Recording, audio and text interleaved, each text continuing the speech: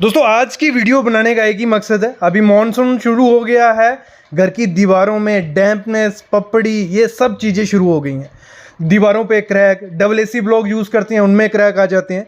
ये वीडियो सब सॉल्यूशन आपके लिए लेके आई है। सबसे पहले मैं बताऊंगा आपको डबल एसी ब्लॉक आप किस तरीके से लगाओ कि आपके घर में क्रैक नहीं आएंगे। डबल एसी ब्लॉक लगवा दिए, क्रैक नहीं आए। फिर आपके घर में जो सीलन आती है वो क्यों आ रही है, उसके 10 से 20 चीज़ें हो सकती हैं। वो 10 से 20 चीज़ों में बात करूंगा, उनके 10 से 20 सोल्यूशन मैं आपको बताऊंगा। मतलब हर किस्म की सीलन आपके घर में पपड़ी बनेगी, उसका सोल्यूशन आज पता चलने वाला है। फिर आपकी दीवारों में जो क्रैक आते हैं वो क्यों आते हैं, कैसे बच सकते हैं, उनका सोल्यूशन मैं आपको बताऊंगा। फिर मैं आपको बताऊंगा कि क्रैक्स अगर आ गए हैं उनको सही कैसे करना है। तो बहुत इंपॉर्टेंट वीडियो है, कंप्लीट देखना। वीडियो थोड़ी लंबी है लेकिन हर चीज़ पे बात की है, तो अगर ये दिक्कत आपके घर में है तो ये वीडियो आपके लिए है। सर, जब भी हम डबल एसी ब्लॉक यूज़ कर रहे हैं उनमें क्रैक आ रहे हैं तो वो सही नहीं है हमारे लिए, उनकी मतलब लाइफ नहीं है, उनके सब मतलब वो सही नहीं है घर के लिए।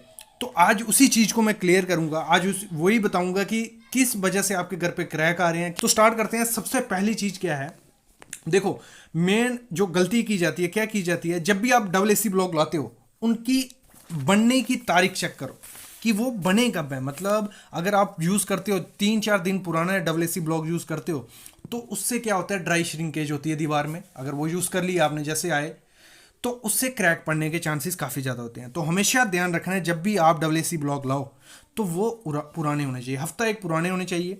और उनको रखो कैसे, मतलब एक स्टैगिंग करनी है, नीचे कम से कम 3-4 इंच, ज़्यादा उससे हो पॉसिबल हो 1 फुट रखो, नीचे 1 फुट ज़मीन से ऊंचे पे आपको डबल एसी ब्लॉक रखने। कभी भी ऐसे बिखेर नहीं देने, जहाँ नीचे ज़मीन पे मत रख देना, क्योंकि क्या होता है डबल एसी ब्लॉक मॉइस्चर जल्दी सोखते हैं। मतलब नीचे का जब नए नए बने होते हैं तो वही चीज़ है, जब वो मॉइस्चर सोख लेंगे तो उसमें बाद में ड्राई श्रिंकेज होती है, वो सिकुड़ते हैं, तो उस चीज़ से क्रैक आते हैं। ये पहली मिस्टेक की जाती है जिसकी वजह से क्रैक आते हैं। क्या है, पुराने यूज़ किए जाते हैं, मतलब जो तभी तभी बने 72 घंटे में जो बना रहता है ना, उसको अगर यूज़ कर दोगे और थोड़ी देर में वो श्रिंक हो जाएगा। तो ये गलती नहीं करनी है।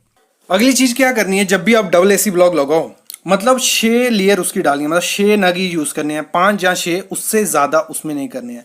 जब वो यूज़ हो गए उसमें एक बैंड प्रोवाइड करना है, सिल लेवल पे भी करो, लिंटर लेवल पे भी। सामने आप देख रहे हो उसका विजुअल भी देखो, हमने कंक्रीट का भले पीसीसी डालो, 8 mm का सरिया डाल दो उसमें, लेकिन उसमें यूज़ करो, मतलब बैंड डालना ही डालना है। अगर एकदम 3 मीटर या 2 मीटर हाइट पे कर दी, एक ही दिन में कर दी, और उसमें कोई बैंड प्रोवाइड नहीं किया जो सिल लेवल पे बीम, तो उससे भी क्रैक आते हैं। तो ऐसा करना है, नीचे भी आपको सिल लेवल पे भी प्रोवाइड करना है, ऊपर भी करना है। और एक दिन में कितने लेयर डालनी है, 6 ब्लॉक की ही लेयर डालनी है। ये हमेशा ध्यान रखना है, इस कारण से भी क्रैक आते हैं। और एक चीज़ और ध्यान रखना इसी के साथ, जब भी आप करो डबल एसी ब्लॉक को वर्क करो तो जो लेंथ होगी, मतलब अगर वॉल भी है कॉलम के बीच, मतलब 4.5 मीटर ही होना चाहिए। मतलब उससे ज़्यादा अगर करे तो वर्टिकल स्टिफनर होता है, जो कॉलम रहता है हमारा, वो प्रोवाइड करना पड़ेगा। जैसे हमने बैंड हॉरिजॉन्टली प्रोवाइड किया वैसे वर्टिकली प्रोवाइड करना पड़ता है, क्योंकि कंट्रोल जॉइंट हो गया। अगर कंट्रोल या एक्सपेंशन जॉइंट नहीं दोगे, बाद में जो गर्मी आएंगे, सर्दी आएंगे, वो श्रिंक होगा, कॉन्ट्रैक्ट होगा, उससे क्या है, क्रैक आते हैं। तो हमेशा ध्यान देना है, 6 लेयर करनी है, ऊपर बैंड प्रोवाइड कर देना है, फिर ऊपर करो, और एक दिन में 6 ही लेयर करो। ठीक है, ये हो गया। अगली जो गलती की जाती है वो मैं आपको थियोरेटिकल थोड़ा समझाता हूँ, आपको बना के समझाता हूँ, ऐसे समझ नहीं आएगा। देखो अभी क्या करते हैं, पहले एक दीवार बना लेते हैं। मेरा पेन भी वैसा ही है थोड़ा।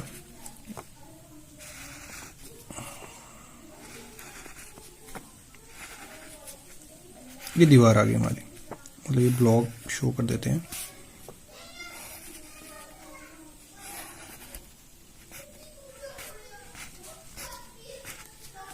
ये हमने दीवार बना दी और ये बना दिया बीम ऊपर। ये हमारा बीम आ गया, नीचे ऊपर हमारा बीम रहेगा, जो भी रहेगा। तो इसमें क्या करते हैं, जब भी दीवार बनाते हैं नीचे, तो प्रॉपर तो नहीं है कि पूरे डिस्टेंस पे हो हमारे ब्लॉक पूरे फिट आ जाएं ऊपर तक, तो ऊपर थोड़ी थोड़ी जगह बच जाती है। कभी कहीं जगह पूरा ऊपर हो जाता है, कहीं जगह नीचे बच जाती है। तो उसी कारण क्या होता है, जब उसमें क्या होता है, पॉइंट लोड बन जाता है। वो यहाँ अगर यहाँ टच हो गया, यहाँ तो ठीक है, यहाँ क्या होगा, यहां सिर्फ पॉइंट लोड हो जाएगा। तो हमेशा क्या करना है, जब भी आप प्रोवाइड करो ब्लॉक, यहां तो नीचे से ही ऐसे लेके चलो, कि आपकी फुल पैकिंग आ जाए। वैसे तो पॉसिबल नहीं है इतना कि नीचे से लेके चलेंगे फुल पैकिंग आ जाए, लेकिन आपको हमेशा पैकिंग फुल करनी है उसमें। मतलब अगर पॉसिबल है तो कंक्रीट का माल डाल दो या उसमें शॉर्टक्रीट का माल डाल दो, तो हमेशा फुल पैकिंग होनी चाहिए कि बीम का load as a work UDL work करे, मतलब टोटल ट्रांसफर हो और पूरी दीवार उसको ट्रांसफर करे नीचे। अगर वो थोड़ा सा भी एक जगह से होगा, वहां लोड ज्यादा पड़ेगा तो वहां से क्रैक आना स्टार्ट हो जाएंगे। तो हमेशा ध्यान देना है कि आपकी बीम और दीवार की जगह फिल होनी चाहिए। ठीक है, नेक्स्ट चीज इधर ही बात कर दूंगा मैं। आप जब भी इस पे प्लास्टर करो तो जब एक दिन दीवार बन जाती है उसको 2 दिन रहने दो ऐसे वैसे ही, उसके बाद प्लास्टर करो। और वो ज्यादा मोटा नहीं होना चाहिए, 10 mm करो, कोई दिक्कत नहीं है, इसमें ज्यादा इतनी प्लास्टर की जरूरत नहीं होती है। 10 mm कर दो, उसके बाद उसको रहने दो 14 दिन तक, उसके बाद पुट्टी करो। ये नहीं जैसे प्लास्टर किया उसके बाद हम उसके ऊपर पुट्टी कर देंगे, तो पुट्टी करने से उसमें क्रैक आ सकते हैं। तो ये चीज भी आपको ध्यान देनी है। और एक मस्ट चीज देखनी है, लोगों को पता नहीं है, क्यूरिंग इसकी कभी नहीं करनी है आपको। जो ब्लॉक रहते हैं उनकी क्यूरिंग आपको कभी नहीं करनी है। जैसे दीवार हुई, लोग क्यूरिंग करते हैं, क्यूरिंग मत करो भाई। आपको क्यूरिंग किसकी करनी होती है? प्लास्टर की सिर्फ। जो उसमें प्लास्टर है, सीमेंट को पानी चाहिए हाइड्रेशन के लिए और किसी चीज को नहीं चाहिए होता है। तो इसलिए आपको ब्लॉक, डब्ल्यूएसी ब्लॉक को ना तो पहले जब जैसे ईंट को डुबोते हैं, मतलब पानी में डुबो के रखते हैं, फिर उसको यूज करते हैं। और यही लोगों ने सोचा डब्ल्यूएसी ब्लॉक को भी डुबोते हैं कुछ लोग, और वो मॉइस्चर ले लेते हैं, बाद में श्रिंक होता है और क्रैक आ जाते हैं। ये चीज आपको हमेशा ध्यान रखनी है, कभी भी उसको डुबोना नहीं है। नेक्स्ट चीज, एक और चीज आपको रखनी है, जो फाइन सैंड होती है, पतली सैंड और जिसमें मिट्टी हो, वो आपको कभी नहीं यूज करनी है। उसकी वजह से भी क्या होता है, क्रैक आते हैं दीवार पे। ये हो गया। नेक्स्ट चीज क्या है, अगर जो मोटार बनाते हो उसमें वाटर रेशियो ज्यादा रखोगे, वो ज्यादा मत रखो, उसमें प्रॉपर वाटर रेशियो रखो, तो उससे भी क्रैक नहीं आएंगे। एक चीज और गलती की जाती है, जब ब्लॉक मतलब ये रखा, ये नीचे माल डालते हैं, फिर उसके ऊपर ब्लॉक जोड़ते हैं ना, तो इसमें भी पॉसिबल हो ज्यादा मोटार यूज नहीं करो। अगर पॉसिबल हो तो केमिकल यूज करो। इसके लिए केमिकल सस्ता भी पड़ेगा, कोई महंगा नहीं पड़ता इतना। केमिकल यूज करो, मोटार मत करो। अगर मोटार करनी है तो थोड़ा पतला सा लेयर उसमें डालो। ये चीज आपको ध्यान रखनी है। तो ये कुछ चीजें आपको ध्यान रखनी होती हैं जिससे उसमें क्रैक नहीं आते। एक और चीज मैं आपको दिखाती हूं कि जब भी आप करो तो एक चीज ध्यान देना। एक इसी में बता दूं मैं आपको, जैसे हमने यहां मैंने कहा था, ये हमने 6 लेयर डाल दिए, मतलब 1200 तक बना दी, 1200 mm। उसके ऊपर मैंने बैंड प्रोवाइड करने को कहा था आपको। ये बैंड हमने उसका कंक्रीट का कर दिया 1:2:4 प्लस 2 नग ऑफ 8 mm स्टील। जो इधर हमने ऐसे सरिये डाल देना है, उसको भर देना है। और कितने 4 इंच रखो इसको, कोई दिक्कत नहीं है, 100 mm। ठीक है। तो जब इसमें प्लास्टर करोगे तो इसमें आपको वायर मैश लगानी है, ये याद रखना। चिकन मैश जो आती है, इसमें जो 3 इंच ऊपर चढ़ी होनी चाहिए, 3 इंच दीवार पे, फिर उसके ऊपर प्लास्टर करना है। प्लास्टर ऐसे ही कर दोगे तो क्रैक आ जाएंगे, ये हमेशा ध्यान रखना। एक चीज और ध्यान रखना है, जब भी मतलब जैसे जॉइंट बनाओगे, ग्रूव बनेगा बीच में, उसमें ग्रूव ज्यादा रखना, 10 mm ज्यादा ही रखना।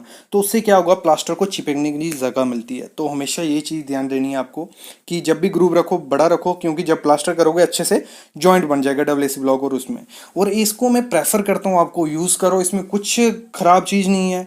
एक तो ये सस्ता पड़ता है आपको, दूसरा इसकी लाइफ अच्छी है, स्ट्रेंथ अच्छी है, आपकी बिल्डिंग पे कम लोड पड़ेगा, तो काफ़ी ज़्यादा अच्छा है। अगर डबल स्टोरी का मतलब ड्यूप्लेक्स है आपका, ठीक है, वो पकड़ के चलो, तो जब आप उसमें जब कॉलम डिज़ाइन होते हैं, बीम डिज़ाइन होते हैं, तो हम ब्रिक लोड भी ऊपर लेके चलते हैं कि उसके ब्रिक का लोड भी आएगा। तो उसकी वजह से हमें कॉलम का साइज़ बड़ा करना पड़ता है, बीम का साइज़ बड़ा करना पड़ता है। अगर आप डब्ल्यूएसी ब्लॉक यूज़ करते हो, एक तो वो सस्ते पड़ेंगे आपको, दूसरा उसमें उसका डेड लोड बहुत ज़्यादा कम होता है। बहुत कंपैरिजन करूँ तो काफ़ी ज़्यादा कम पड़ता है, मतलब 2 गुना ब्रिक का अगर पड़ेगा। हम अगर 13 ब्रिक लेके चलें और एक ब्लॉक लेके चलें, उसका ब्लॉक का 14 kg होगा, ब्रिक हमारी हो जाएगी कोई 30 kg तक पहुंच जाता है वेट।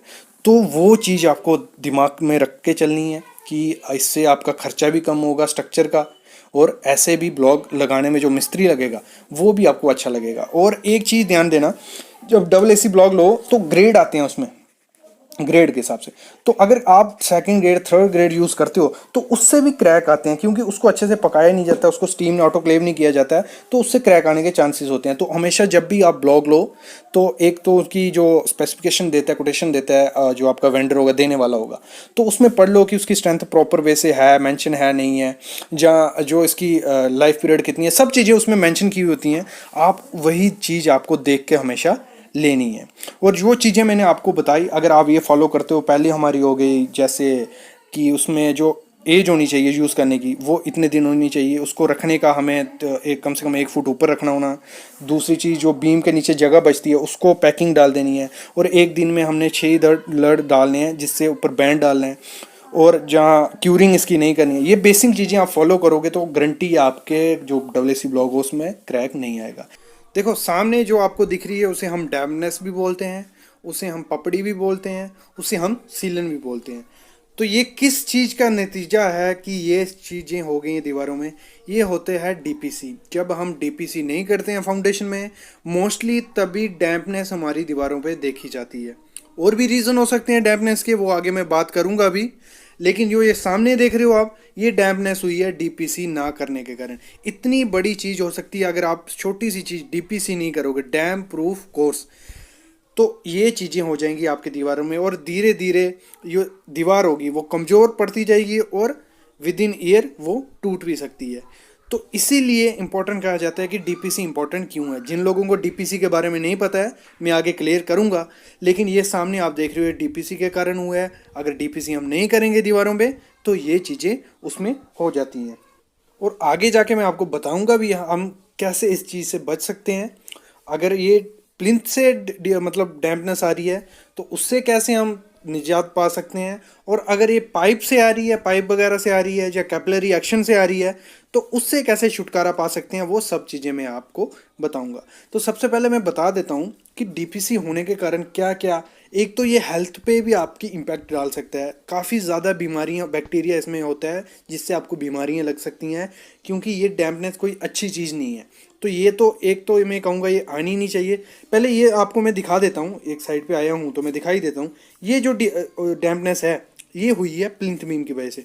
प्लिंथ बीम की वजह से कैसे आपको आइडिया लगेगा कि नीचे से आपका डैम्पनेस हो रहा है? अगर पानी मतलब जो डैम्पनेस हुई है, सीलन हुई है, वो नीचे नीचे है, मतलब नीचे से 1 मीटर या 1500 तक, तो वो हुई है आपकी प्लिंथ बीम की वजह से। मतलब नीचे से जो पानी ऊपर चढ़ रहा है ब्रिक के थ्रू, उसकी वजह से होता क्या है, नीचे से पानी कैपिलरी एक्शन से ऊपर चढ़ता है, धीरे धीरे ब्रिक उसको सोखती है। उसके बाद क्या होता है, कभी कभार क्या है, मोटार भी जो रेता सैंड यूज़ किया होता है वो भी अच्छा नहीं होता है, वो भी पानी को ऊपर करते करते ऊपर तक ले जाता है। उसके बाद वो पानी प्लास्टर में लगता है और धीरे धीरे वो पपड़ी बन के, पहले तो पेंट निकलता है उसके बाद उसका प्लास्टर निकलना स्टार्ट हो जाता है। ये रहता है मतलब नेम फंक्शन। देखो अभी ये इसका स्टार्टिंग पीरियड है, अभी सिर्फ पानी मतलब सामने दिख रहा है कि आपके वहाँ सीलन आ रही है।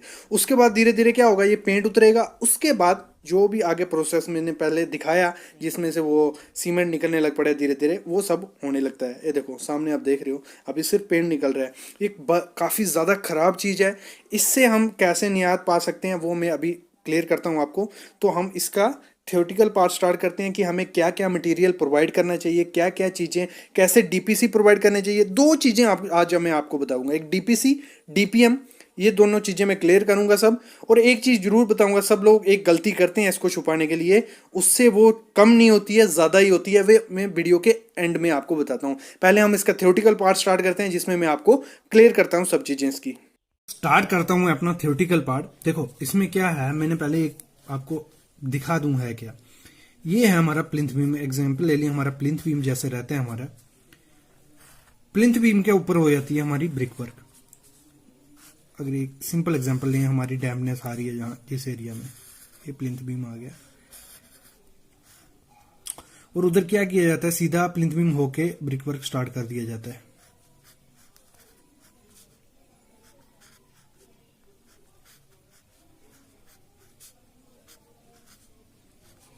ये ब्रिक वर्क ऐसे ऐसे कंटिन्यूटी कर देती है, हमारे कंटिन्यू कर दिया जाता है। और नीचे है इसके मिट्टी वगैरह। होता क्या है, ये जो मटेरियल हमने यूज किया प्लिंथ वर्क में, इसमें कोई इतनी ज्यादा नहीं ग्रेड यूज किया जाता है, M15 किया जाता है, बीच में पत्थर भी डाल दिए जाते हैं कई एरिया में। तो उससे क्या होता है, इन पर मतलब प्रीवियस लेयर बन जाती है। पानी मतलब क्या होता है, यहाँ से पानी सोखेगा, धीरे धीरे पानी यहाँ पहुंचता है, धीरे धीरे एज के साथ यहाँ पहुंचता है, और वैसे ही चढ़ने लग पड़ता है ऊपर ऊपर, ब्रिक के थ्रू यहाँ जाएगा, यहाँ जाएगा। तो ऐसे ऐसे क्या होगा, ये पानी ऊपर चढ़ता जाता है। तो उससे क्या होता है, हमारा डैम्पनेस बढ़ जाती है और प्लास्टर निकलने लग पड़ता है, प्लस्तर हमारा। इससे बचने के लिए हम क्या करते हैं, जो प्लिंथ बीम हो गया, एक तो पहले ही प्लिंथ बीम में आपको क्या करना है, केमिकल, बहुत ज्यादा केमिकल्स आते हैं बहुत ज्यादा मार्केट में, और इतने ज्यादा महंगे भी नहीं है वो। ऐसा हो पॉसिबल हो तो प्लिंथ बीम में थोड़ा बहुत केमिकल यूज कर लो, जब आप कंक्रीट वर्क करते हो उसमें केमिकल डाल के एक यूज कर लो। जब प्लिंथ बीम हो जाए उसके ऊपर आपको करनी है डीपीसी। अब डीपीसी क्या चीज है? डीपीसी है हमारी डैम प्रूफ कोर्स, मतलब जो डैम्पनेस होती है उसको उससे छुटकारा दिलाने के लिए हम डीपीसी करते हैं। तो एक लेयर डाली जाती है। एक तो यहाँ कितने टाइप की होती है, क्या क्या डाल सकते हो इसमें आप? तो जहां कंक्रीट का मिक्सचर डाल सकते हो, जैसे कंक्रीटिंग की हमने नीचे, और इसमें यह नहीं है कि आपको M30 M25 को स्ट्रेंथ की चीज डालनी है, आप इसमें मिनिमम M15 का ग्रेड भी यूज कर सकते हो। M15 भी देखते हैं ना मैं क्या लिखूंगा, 1:2:4 M15 ग्रेड।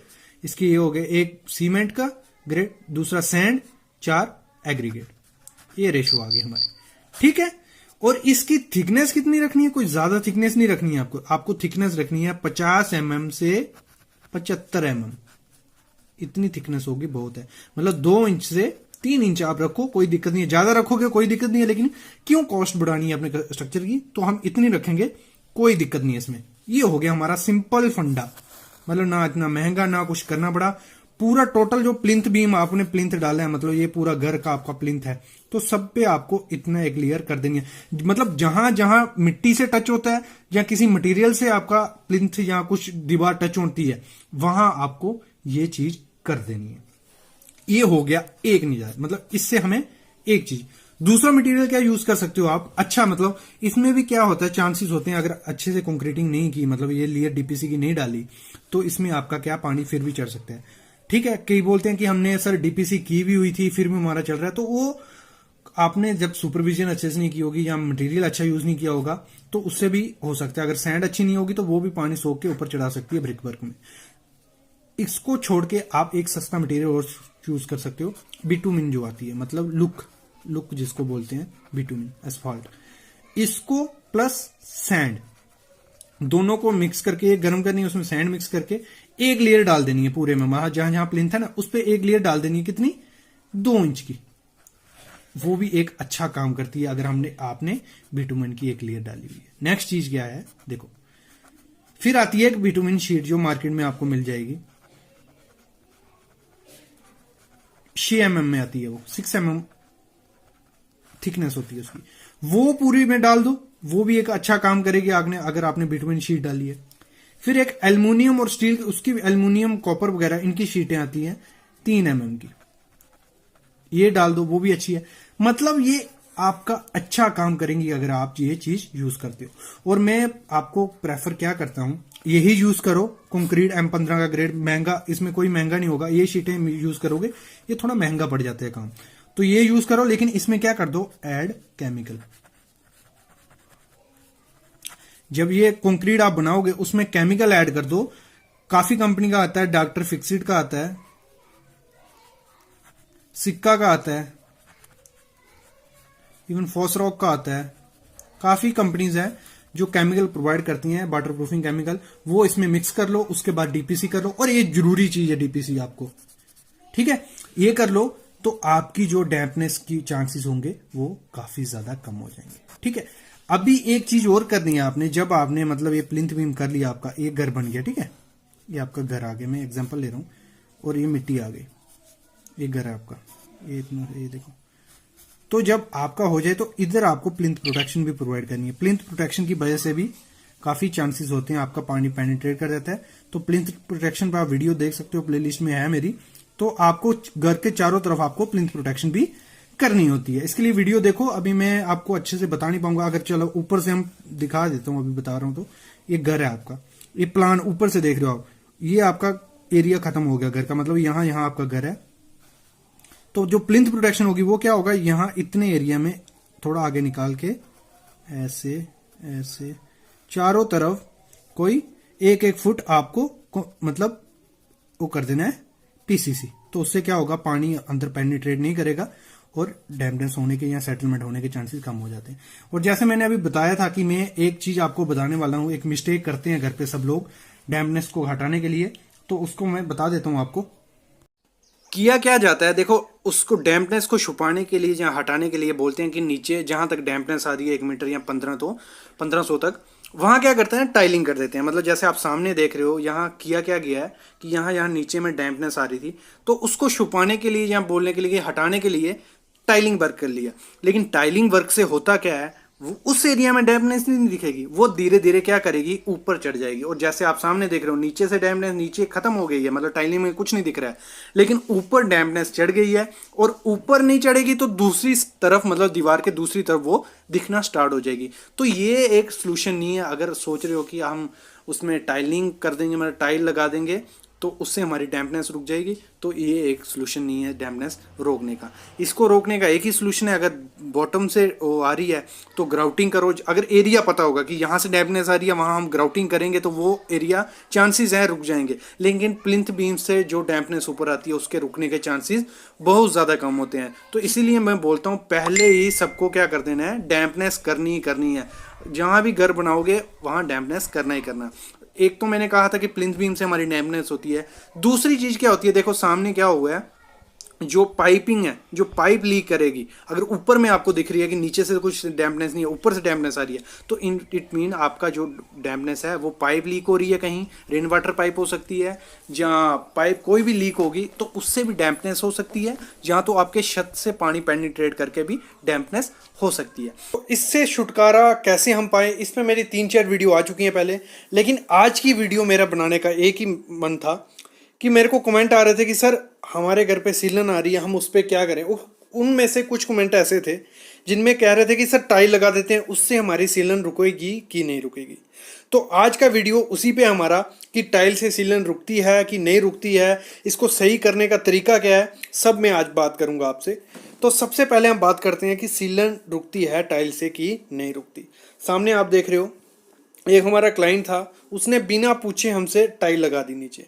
लेकिन जैसे ही टाइल लगाई वहाँ सीलन रुक गई। जहाँ उसने टाइल लगाई वहाँ तो सीलन नहीं आई, लेकिन जो सीलन थी यहाँ तो ऊपर चढ़ गई, यहाँ तो दीवार के दूसरी तरफ दिखने लगी। आप सामने जैसे देख रहे हो, नीचे टाइल है, ये मैं दिखा देता हूँ आपको, ये नीचे टाइल लगा दी इतने एरिया में, मतलब उसने कोई 2 मीटर तक टाइल लगा दी। लेकिन क्या हुआ, जो सीपेज थी 2 मीटर छोड़ के ऊपर चढ़ गई, और वो चीज़ और भी ख़राब हो गई क्योंकि वो धीरे धीरे ऊपर चढ़ने लग पड़ी। तो कभी भी आपको टाइल नहीं लगानी है, जहाँ भी आपको सीपेज आती है वहाँ टाइल बिल्कुल मत लगाओ। डैम्पनेस है जहाँ पे, अगर टाइल लगाओगे जहाँ तो वो सीपेज जो होगी वो ऊपर चढ़ जाएगी, यहाँ तो दूसरी साइड दीवार के दिखने लग पड़ेगी। टाइल उसका कुछ इलाज नहीं है। मतलब आपको कई लोगों ने बोला भी होगा कि ऐसा करो, आप डैम्पनेस दिख रही है तो टाइल लगा दो। टाइल लगा दोगे, लेकिन उसके 2-3 महीने बाद क्या होगा, जो सीपेज होगी वो ब्रिक के दौरान ऊपर चढ़ जाएगी, उसके थ्रू, ब्रिक के थ्रू, या तो दूसरी तरफ दिखने लग पड़ेगी। दोनों सामने लाइव एग्जांपल देख रहे हो, ये दीवार के दूसरे तरफ सीलन दिख रही है, स्टार्टिंग में मैंने जैसे दिखाया वो क्या हुआ है, सीलन ऊपर चढ़ गई है। तो ये कोई इलाज नहीं है टाइल का। हमने ये काफ़ी घरों में देखा, ये पहला घर जो मैंने आपको दिखाया, और ये दूसरी बात, दूसरा घर, यहाँ भी क्या हुआ है, टाइल लगा दी है, टाइल से क्या हुआ, ऊपर सीपेज चढ़ गई। ये कुछ निजात नहीं पाओगे अगर आप टाइल लगाते हो। टोटल खर्चा मतलब है उस चीज़ पे, कुछ नहीं है।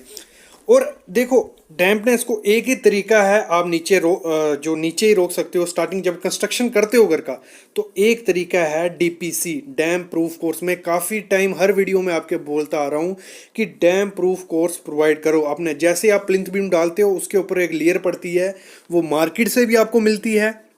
जिन लोगों को नहीं पता है कमेंट करो, मैं आपको प्रोवाइड करवाऊंगा, आपको बताऊंगा उसके बारे में। और आप कंक्रीट का भी डाल सकते हो उसमें, तो आप इजीली खुद डैम्पनेस को रोक सकते हो। और इससे हम छुटकारा कैसे पाएं उसका मैं डिस्क्रिप्शन में लिंक दे दूंगा। मैंने 3 वीडियो डाली हैं जिन पे कम से कम 10 लाख लोग देख चुके हैं, जिनको काफ़ी हेल्प भी मिली है। कईयों ने कमेंट भी किया है सर अभी काफ़ी हेल्प मिल रही है। ये डिपेंड होता है कि सीपेज कहाँ से आ रही है और उसको किस तरीके से रोका जा सकता है, ये उसी पे डिपेंड होता है। और मैंने जैसे पहले कहा कि गाइस पहले ही कंस्ट्रक्शन के दौरान डीपीसी कर दो। और जो पाइप यूज़ करोगे आप, मतलब एक तो 2 ही तरीके हैं सीपेज होने के। एक तो नीचे से चढ़ती है सीपेज, जब फाउंडेशन बनाते हो नीचे प्लिंथ बीम देते हो, वहाँ आपने परमिएबल चीज़ बना दी, मतलब उसमें सीपेज होगी वो दीवारों के थ्रू, ईंटों के थ्रू ऊपर चढ़ जाती है। दूसरी चीज़ होती है पाइपों के थ्रू, पाइप लीक होती है कोई भी जॉइंट, उससे सीपेज होगी। तो ये 2 चीज़ें आप लोग को ध्यान रखनी है। एक तो नीचे डीपीसी प्रोवाइड कर देनी है, एक दूसरी जो जॉइंट प्रोवाइड करोगे वो प्रॉपर जॉइंट लो। आजकल पीवीसी यूपीवीसी के ऐसे ऐसे जॉइंट आ रहे हैं जो गारंटी देते हैं आपके 10 साल लीकेज नहीं होगा। ऐसी काफ़ी चीज़ें आजकल आ गई हैं, तो ये 2 चीज़ें ध्यान रखो, कुछ नहीं होगा। और एक और चीज़ जो होती है, जो आप सैंड यूज़ करते हो या ब्रिक यूज़ करते हो, उसको प्रॉपर से टेस्ट करके भी करो। तो यही आज का वीडियो था कि आपको टाइल यूज़ करना चाहिए नहीं करना चाहिए। तो मैं मना करूंगा, टाइल कभी भी आपको यूज़ नहीं करना है घर में। उससे क्या होगा, डैम्पनेस ऊपर जाएगी या दीवार के दूसरे साइड दिखेगी। इसके होती है सामने आप देख रहे हो दीवार है, पपड़ी बन गई है, मतलब एक तो पेंट की पपड़ी बनती है और एक क्या होता है अपना जो बाहर की लेयर होती है सीमेंट की, वो निकलने लगती है, मतलब ये पपड़ी जैसे, ये देखो सामने देख रहे हो आप। ये क्यों बनती है, इसका रीज़न क्या है, और अगर आ गई है तो इसको सही कैसे करेंगे, वो सब पे मैं आज आपको बताने वाला हूँ। तो ये बहुत ही ख़राब चीज़ है घर पे, मतलब एक तो ये स्मेल आती है, दूसरी देखने में बहुत ख़राब होती है और धीरे धीरे स्ट्रक्चर को वीक भी करती है। तो ये चीज़ कभी भी आपकी दीवार में नहीं आनी चाहिए। तो इसको आती क्यों है, वो क्या रीज़न है इसका, वो मैं आपको बता दूं। ऐसे तो काफ़ी ज़्यादा रीज़न है इसके आने के। एक तो मेन है, पहले है क्या, मतलब ये होता है कि मॉइस्चर आ जाता है आपके वॉल में। मॉइस्चर कैसे आएगा वॉल में, सीपेज होगी, मतलब कहीं से भी पानी का सीपेज होना अंदर। मतलब एक क्या होता है इसमें, कैपिलरी एक्शन होता है, मतलब ऐसे लगा लो जैसे पाइप होती है ना, वैसे ही पानी अंदर अंदर रास्ता बना देता है और वो क्या करता है, दीवार में मॉइस्चर क्रिएट कर देता है, ब्रिक में जाता है। तो उससे क्या होता है, जो बॉन्ड होती है सीमेंट और जो अपना प्लास्टर की, वो धीरे धीरे निकलने लगती है। मतलब मेन जो है मॉइस्चर ये सब कर देता है। मोल्ड कंडेंसेशन, मतलब ये एक ही चीज़ है। तो इसे हम कहते क्या हैं, डैम्पनेस हो गई है वॉल में। तो मेन रीज़न वही है, पानी, मतलब मॉइस्चर। जहाँ पानी इसको दीवार में लगेगा वहाँ आपकी ऐसी पपड़ी बनना तैयार हो जाएगी। तो फाउंडेशन से अगर सीपेज आ रही है तो मेनली जो देखा रहता है वो कहाँ से आती है, फाउंडेशन से। अगर फाउंडेशन से अगर आ रही है सीपेज तो उसको हम रोक सकते हैं किससे, डीपीसी, डैम प्रूफ कोर्स। ये मेन चीज़ है जो आपको आज जाननी है। जो आपकी, मैंने जितने मतलब 60% केसेस देखे हैं जिनकी क्या हुआ है, नीचे से अपना ये पपड़ी निकलना स्टार्ट होती है, मतलब डैम्पनेस होना स्टार्ट होती है। वो कहाँ से होती है, डीपीसी से।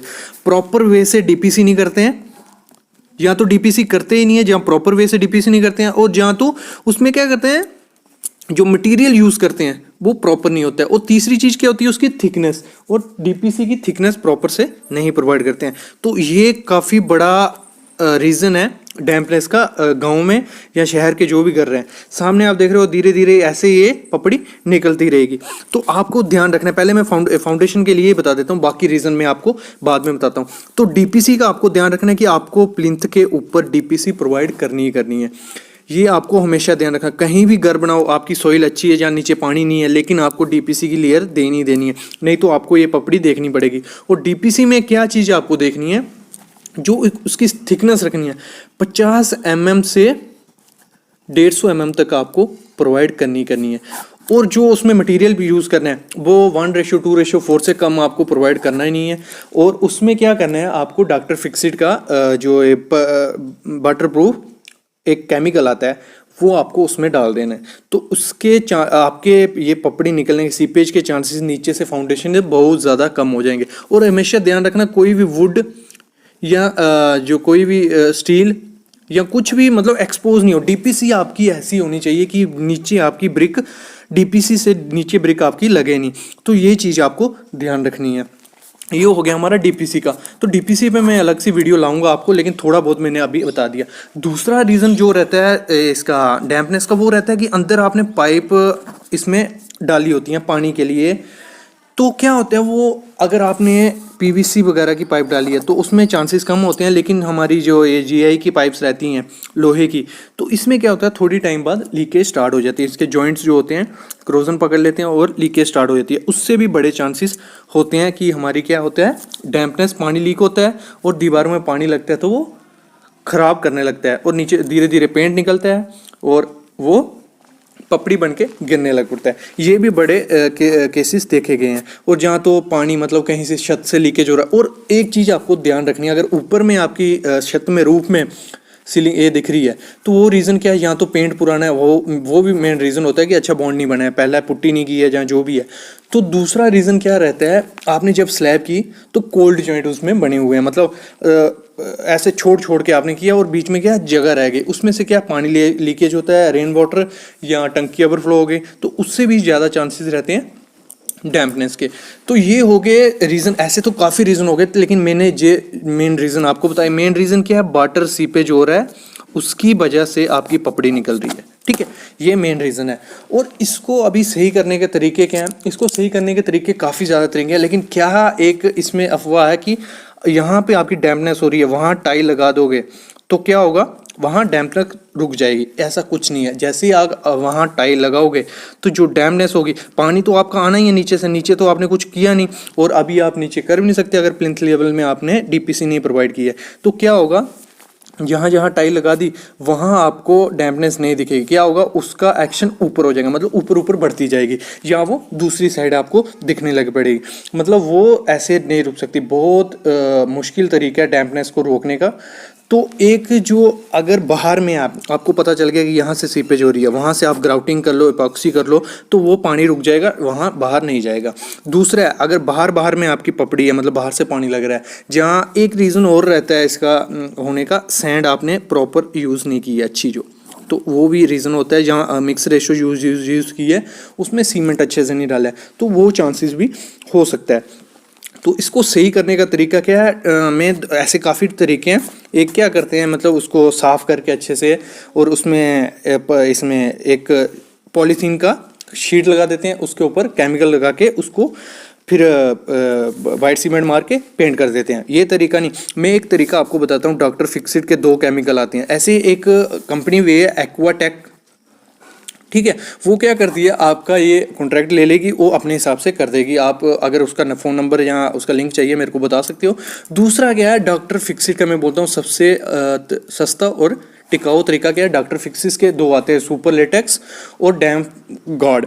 तो ये चीज़ें अगर आप दीवार पे लगाओगे, जैसे ये सामने दिख रहा है, इसको रफ करके पूरा, उसके बाद उसकी लेयर रहती है, 2 लेयरें डालनी होती हैं। तो ये अगर प्रोसेस आपको चाहिए, मैं डिस्क्रिप्शन में लिंक दे दूंगा डॉक्टर फिक्सिट के, जो मतलब इन्होंने यूट्यूब पे भी एक वीडियो है, पूरा प्रोसीजर उसमें दिखाया है।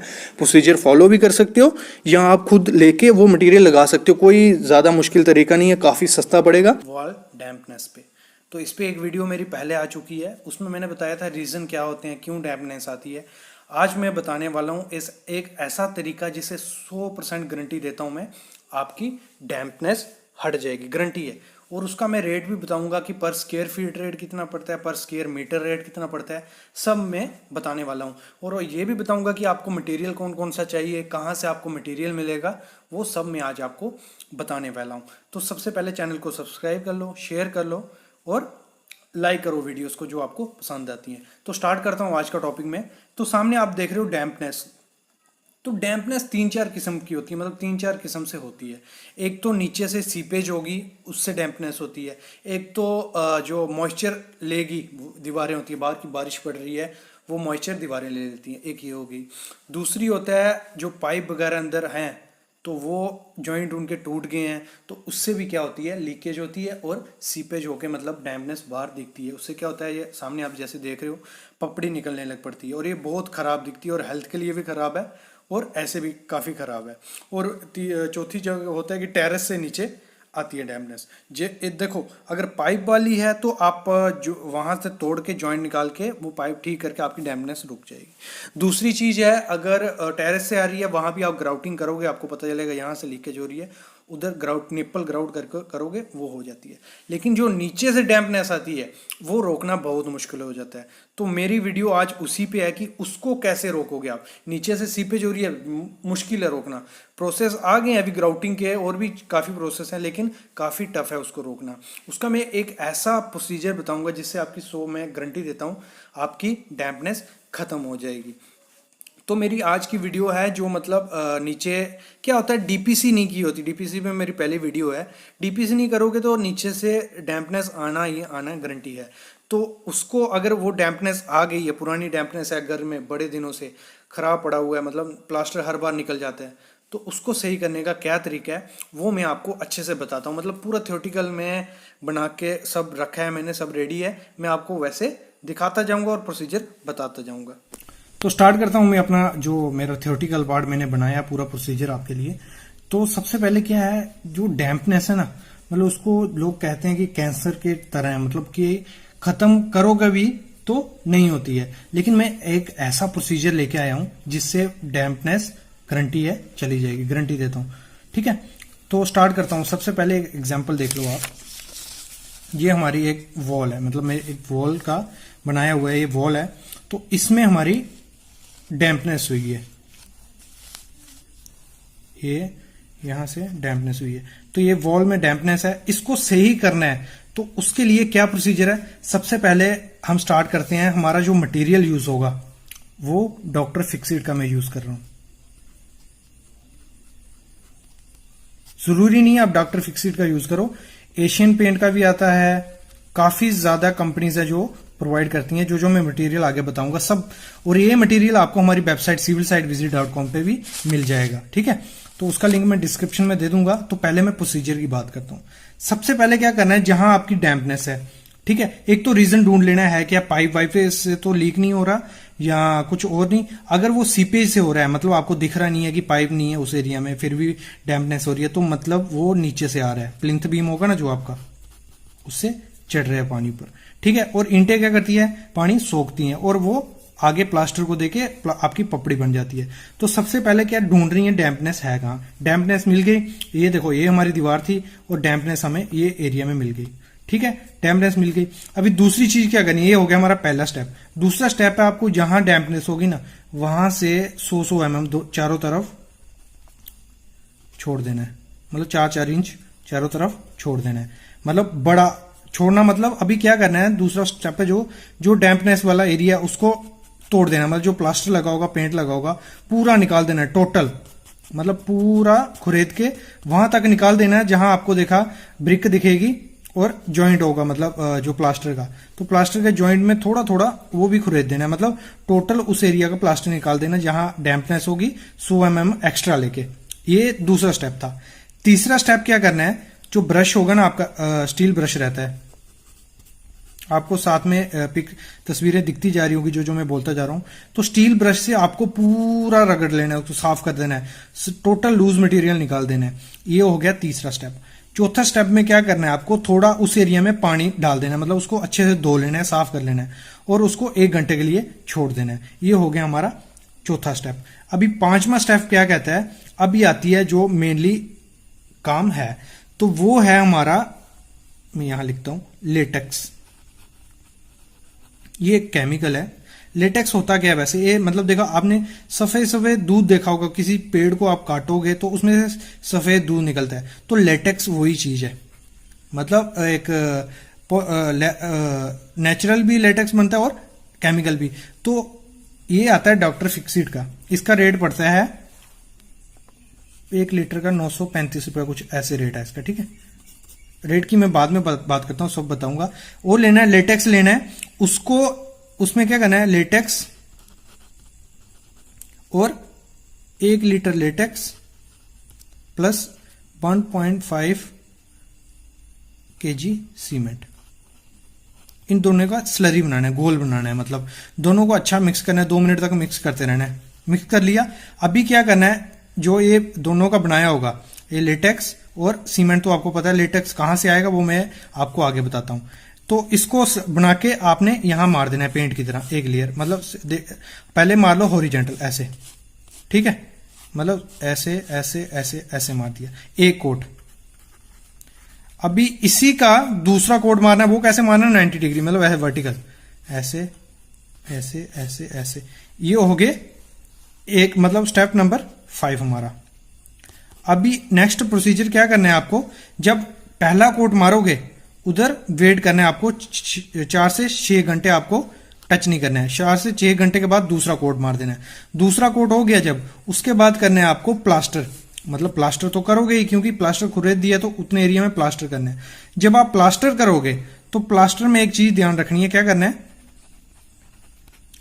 एक इनका LW+ केमिकल आता है, वो आपको उसमें ऐड कर देना है उसमें। और उसको ऐड करना कितना है, देखो अगर प्लास्टर का सीमेंट 10 के अपना 15 स्क्वायर मीटर होगा तो 2 बैग लगेगा ज़्यादा से ज़्यादा सीमेंट का। तो 2 बैग लगेगा तो एक 50 kg में आपको 200 ml वो LW प्लस ऐड करने हैं केमिकल। तो वो ये जो मैं नाम ले रहा हूँ लेटेक्स और LW प्लस, ये कहाँ मिलेंगे मैं आपको बाद में बताता हूँ। ये 50 kg में 200 ml आपको ऐड करना है, ठीक है। ऐड कर दिया, उसके बाद आपने डबल कोट प्लास्टर कर देना है उस पर। डबल कोट प्लास्टर कर दिया, 12 mm और 10 mm का कोट का प्लास्टर कर देना है। वो वैसा ही दिखेगा आपका, ठीक है।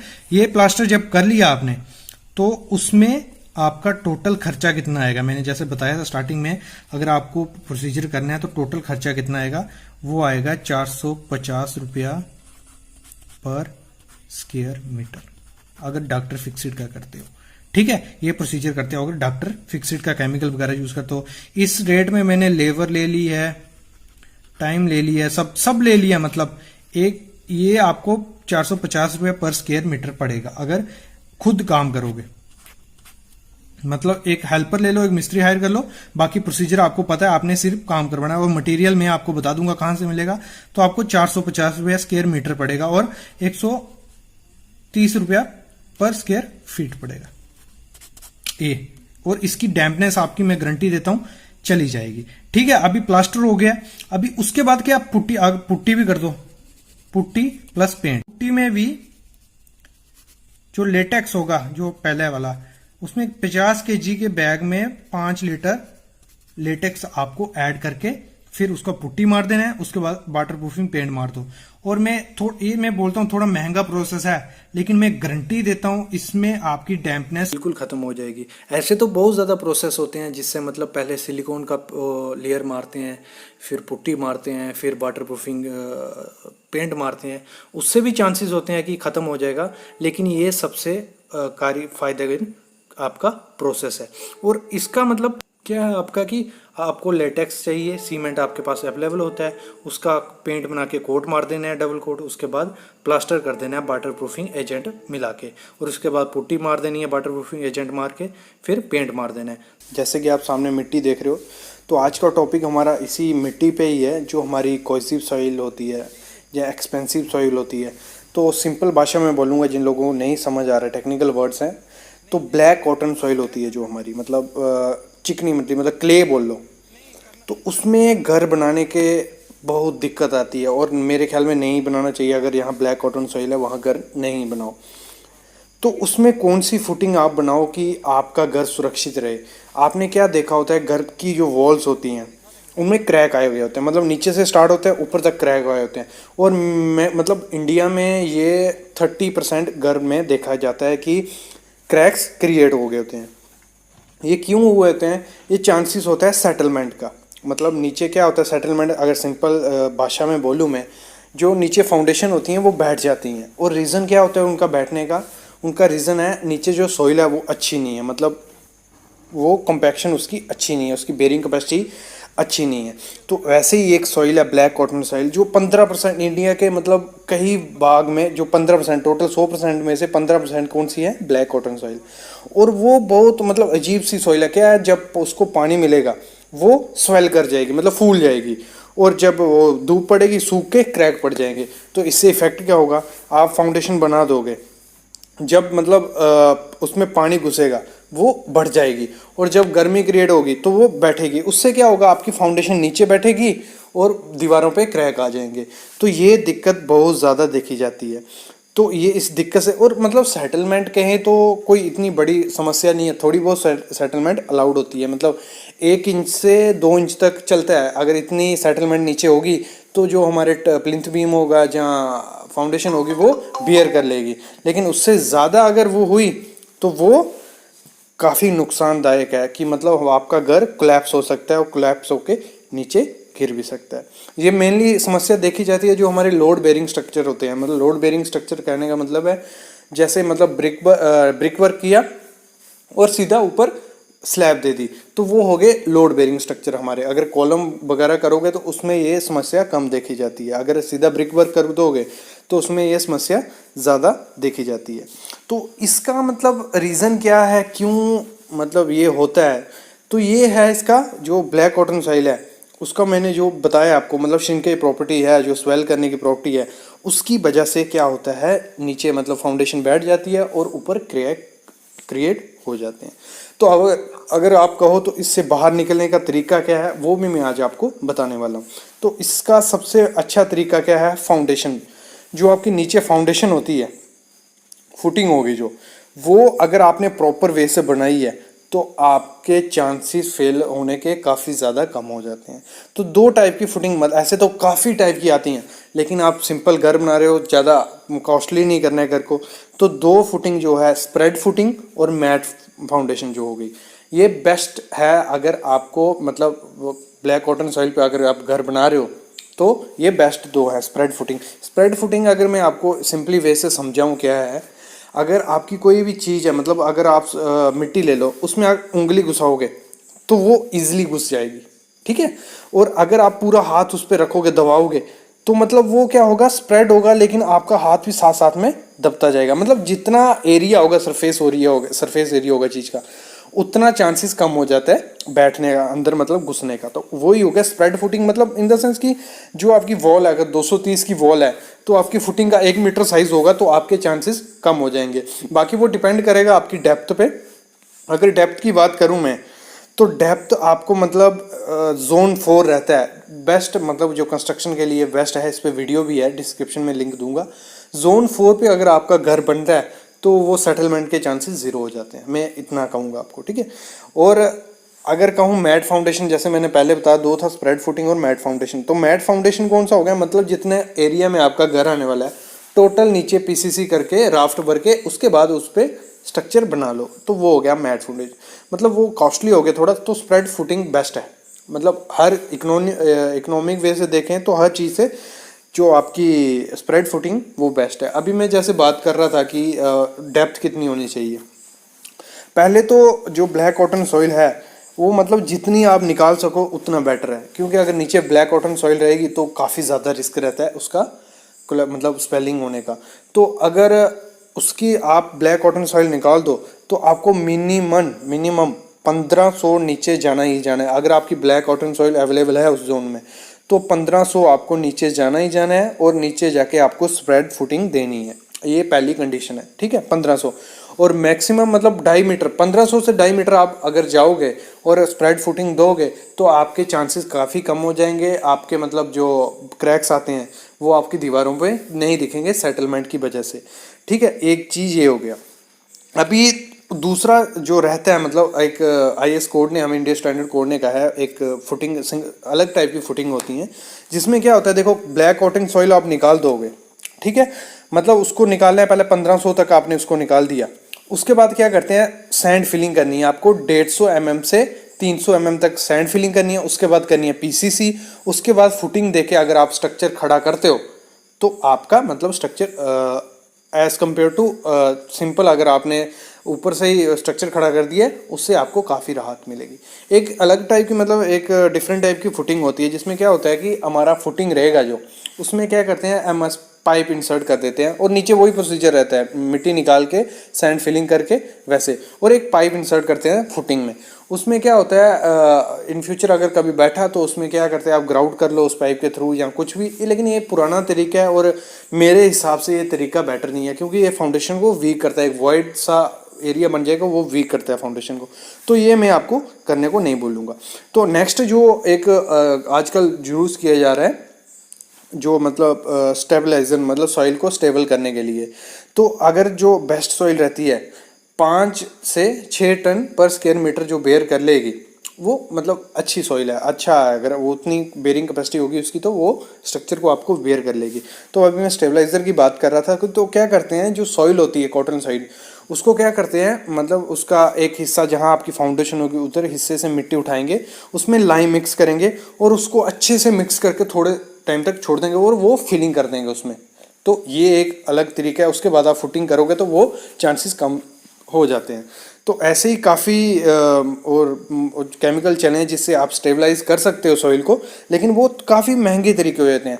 तो मैं कहूँगा जो आपकी ब्लैक कॉटन सॉइल है वहाँ आप क्या करो, 1500 डेप्थ तक जाओ, 1500 अगर आपको ज़्यादा लग रहा है कि ज़्यादा है, 1200 मिनिमम आपको जाना ही जाना है, 1200 तक जाओ। वहाँ अच्छे से उसकी मतलब उसमें हो पॉसिबल हो तो सैंड डाल दो, सैंड फिलिंग करके, मोरम हो गई, मोरम फिलिंग करके उसके बाद स्प्रेड फुटिंग करो। मतलब आपकी फुटिंग का एरिया ज़्यादा होना चाहिए, हमेशा याद रखना। वो करके आप फुटिंग करोगे, मतलब अपना स्ट्रक्चर बनाओगे, तो आपके फेलियर होने के चांसेस ज़्यादा होते हैं। फेलियर इन द सेंस जो आपके वॉल में क्रैक आते हैं, वो मेरे ख्याल में बहुत बड़ा फेलियर है, वो स्ट्रक्चर को कब फेल कर देगा आपको पता ही नहीं चलेगा। और मेनली चीज़, कल परसों हमारी वीडियो आई थी प्लिंथ प्रोटेक्शन पे, और फाउंडेशन मतलब जो आपका फाउंडेशन होगी उसके बाद आप जो प्लिंथ बीम दोगे उसमें प्लिंथ प्रोटेक्शन देनी ही देनी है। अगर ब्लैक कॉटन सॉइल है तो मस्ट प्रोवाइड करना है प्लिंथ प्रोटेक्शन। मतलब अंदर पानी घुसना ही चाहिए, आपका जो एरिया है उससे 1-1 मीटर चारों तरफ प्लिंथ प्रोटेक्शन आपको दोगे तो आपके चांसेस और ज़्यादा कम हो जाएंगे। मतलब फाइबर हम प्लास्टर में यूज़ क्यों करते हैं और कितना यूज़ करना चाहिए वो, और जो प्लास्टर रहता है हमारा उसकी स्ट्रेंथ बढ़ाने के लिए उसमें क्रैक कम आए। आपने देखा होगा कि हमारे प्लास्टर में घर में भी क्या होता है, क्रैक्स आ गए होते हैं थोड़े टाइम बाद, तो जहाँ तो तुरंत आ जाते हैं, जहाँ थोड़ी देर टाइम बाद आते हैं। तो क्रैक्स ना आए उसके लिए हम क्या करते हैं, तो उसी पे मैं आज बात करने वाला हूँ। सबसे पहले मैं फाइबर दिखा देता हूँ होता कैसा है फाइबर, वो देख लो आप। 3-4 किस्म का फाइबर आता है। मतलब ये सामने देख रहे हो, स्टील फाइबर भी देखा होगा, छोटे छोटे मतलब ऐसे पीसीस होते हैं, जैसे बाइंडिंग वायर रहती है वैसे होती है। बाकी ये फाइबर हमारा जो हम प्लास्टर में यूज़ कर रहे हैं, इसका क्या रहता है कि क्रोजन होने के चांसेस इसमें बहुत कम होते हैं और उसमें ज़्यादा होते हैं। एक्सटर्नल प्लास्टर रहता है तो उसमें क्या होता है, क्रोजन आ जाती है। तो सामने पैकेट है हमारा रेक्रॉन 3S, मतलब जो फाइबर हम प्लास्टर में यूज़ कर रहे हैं। इसमें 2 टाइप आते हैं, 6 mm और 12 mm। तो सबसे पहले इसकी एप्लीकेशन बता देता हूँ, मतलब कहाँ यूज़ करते हैं।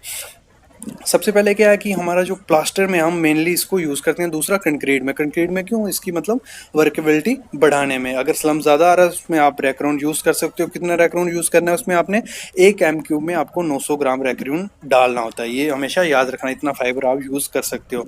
तो इसके एडवांटेजेस क्या है, मतलब एक तो मैंने पहले बताया कि प्लास्टर करेंगे उसमें क्रैक आ जाते हैं। तो अगर आप प्लास्टर में रैक्रॉन फाइबर यूज़ कर रहे हो, मतलब तो आपके जो श्रिंक प्लास्टिक क्रैक्स रहते हैं मतलब स्टार्टिंग में वो कम हो जाते हैं। जैसे प्लास्टर हार्ड हो जाता है वो क्रैक्स आते हैं वो कम हो जाते हैं। इसमें जो हमारी सीपेज रहती है वो कम हो जाती है। और दूसरा क्या है, इसमें जो आपने देखा होगा सीलन आती है, डैम्पनेस आती है, इससे रैक्रॉन यूज़ करने से वो भी कम हो जाती है। और वेस्टेज, अगर आप रैक्रॉन यूज़ कर रहे हो तो प्लास्टर में एक बॉन्ड बनी रहेगी और वेस्टेज भी उसमें बहुत कम हो जाएगी।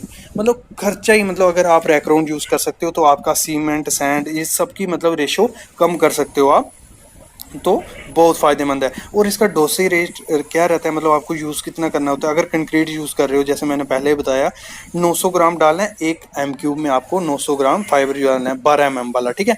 और अगर प्लास्टर में हम 6 mm का यूज़ करते हैं ज़्यादातर, 6 mm रैक्रॉन रहेगा, वो कितना करना है, 125 ग्राम 1 kg, मतलब एक बैग में, मतलब एक रेशियो 4 का माल बना रहे हो उसमें 125 ग्राम आपको यूज़ करना है। और अगर मतलब जो आप उसमें मिक्सर में बनाओगे उसमें कैसे डाल सकते हो आप, मतलब पानी ले लेना है, बकेट ले लेना है, उसमें इसको अच्छे से घोल लेना है, जैसे जितनी क्वांटिटी है उसमें आप डाल सकते हो और उसको अच्छे से मिक्स कर सकते हो। जैसे इधर लिखा हुआ मैनुअल मिक्सिंग में क्या करना है, आपको क्या करना है उसमें 125 ग्राम विद 1 बैग ऑफ सीमेंट, मतलब एक क्या करना है, एक सी बाल्टी लेनी है, उसमें सीमेंट डाल देना है और 125 ग्राम डाल के उसको रख देना है, तो उससे वो अच्छे से बॉन्ड बन लेगा, वो उसमें स्ट्रेंथ अच्छी आएगी।